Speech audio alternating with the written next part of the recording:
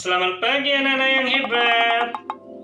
Nah, hari ini kita akan belajar dari tema 7, subtema 1, pemimpin di segi kampung pada pembelajaran yang pertama. Nah, anak-anak yang hebat, setelah mempelajari materi hari ini, Bapak harap anak-anak kami mampu menentukan rataan hitung dari sekumpulan data. Yang kedua, anak-anak kami mampu membedakan ciri laki-laki dan perempuan setelah masa pubertas. Nah, anak-anak yang hebat, agar anak-anak kami mampu memahami pembelajaran hari ini, ayo kita perhatikan cuplikan berikut ini. Nah, anak-anak yang hebat, hari ini kita akan membahas rata-rata hitung. Nilai rata-rata hitung adalah nilai atau besaran yang diperoleh dari hasil jumlah tiap data dibagi dengan banyaknya data. Rata-rata disebut juga dengan min dan dilambangkan dengan X bar. Nah, rumus untuk menghitung rata-rata ialah jumlah data per banyak data, atau rata-rata dapat dirumuskan dengan jumlah data dibagi banyak data. Nah, yang pertama kita akan menentukan rata-rata dari daftar.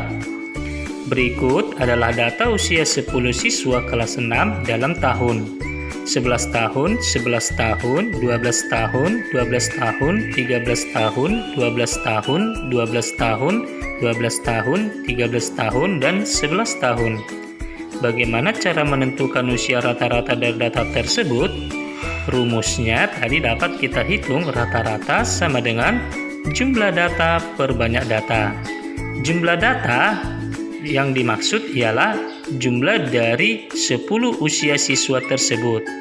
Sedangkan banyaknya data ialah 10 siswa. Hasil penjumlahan seluruh data sama dengan 119 dibagi 10 sama dengan 11,9. Jadi rata-rata usia 10 siswa kelas 6 ialah 11,9 tahun. Rataan hitung data tunggal. Nah, yang kedua, kita akan menentukan rata-rata dari data tunggal lewat tabel berikut. Data banyak siswa kelas 1 sampai dengan 6, kelas 1, 30 siswa, kelas 2, 32 siswa, kelas 3 dan kelas 4, 31 siswa, kelas 5, 32 siswa, dan kelas 6, 30 siswa. Tentukanlah rata-rata banyak siswa setiap kelas. Nah, pertama kita jumlahkan seluruh datanya, yaitu jumlah dari seluruh banyak siswa.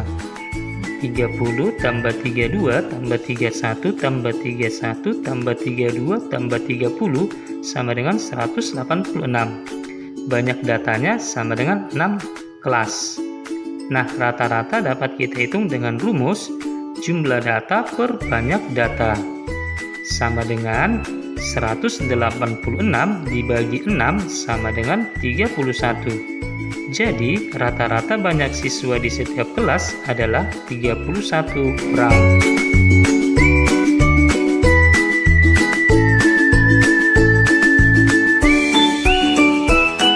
Selamat pagi anak-anak. Apa kabar? Sehat kan? Walaupun pembelajaran daring, kita tetap semangat ya nak.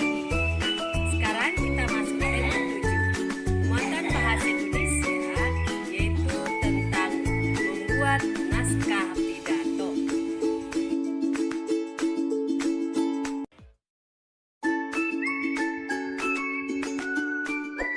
Nah, baiklah anak-anakku tercinta, kamu pasti pernah menyaksikan seseorang berpidato di televisi.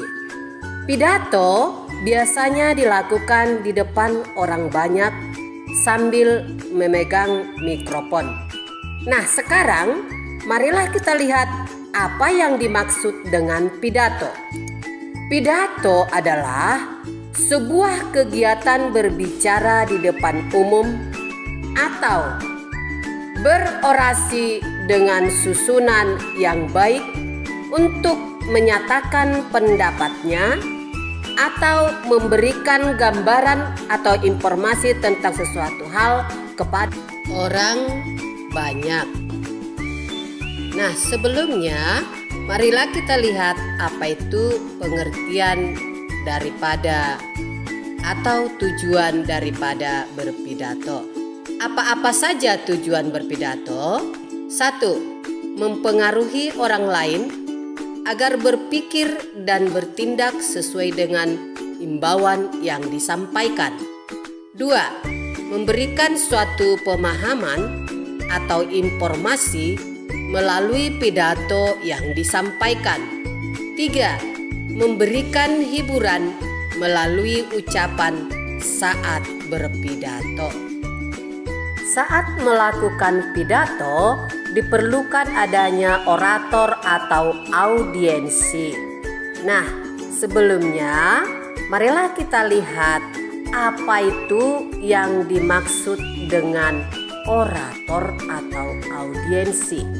Nah, orator adalah orang yang ahli berpidato, sedangkan audiensi adalah orang yang mendengarkan orator berpidato. Sebelum memberikan pidato di depan umum, orator biasanya melakukan persiapan. Orator dapat menulis naskah berdasarkan tema yang akan dibicarakan. Apakah itu tema? Tema adalah pokok pembicaraan yang akan dibahas saat pidato berlangsung. Tema pidato dapat ditentukan sesuai bidang kehidupan, seperti ada tema kesehatan, tema pendidikan, kebersihan, kepedulian, dan kepemimpinan atau juga tema yang lain. Nah, baiklah anak-anakku tercinta, saat kita akan melakukan pidato, ada hal-hal yang perlu diperhatikan. Apa-apa saja? Yaitu 1. Kejelasan pengucapan kata saat berpidato. Nah, kejelasan kata kita harus kita lihat. Yang kedua, keras lembutnya suara saat berpidato. Dan yang ketiga, penggunaan kalimat yang santun dan tidak menyinggung saat berpidato. Nah, sebelumnya marilah kita lihat dulu struktur atau bagian teks pidato. Suatu teks pidato yang baik harus memuat hal-hal pokok berikut ini. 1.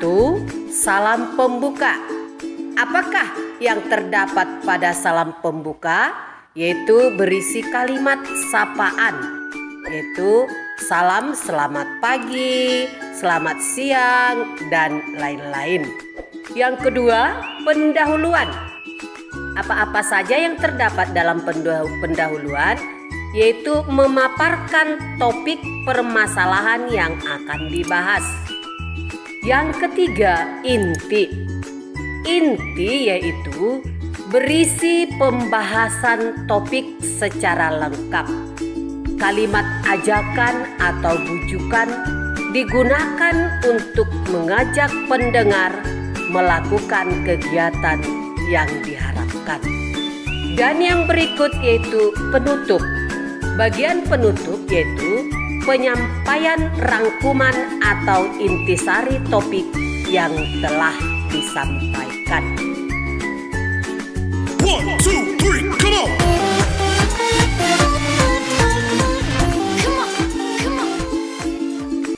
Perubahan fisik sebelum, saat, dan sesudah masa puber.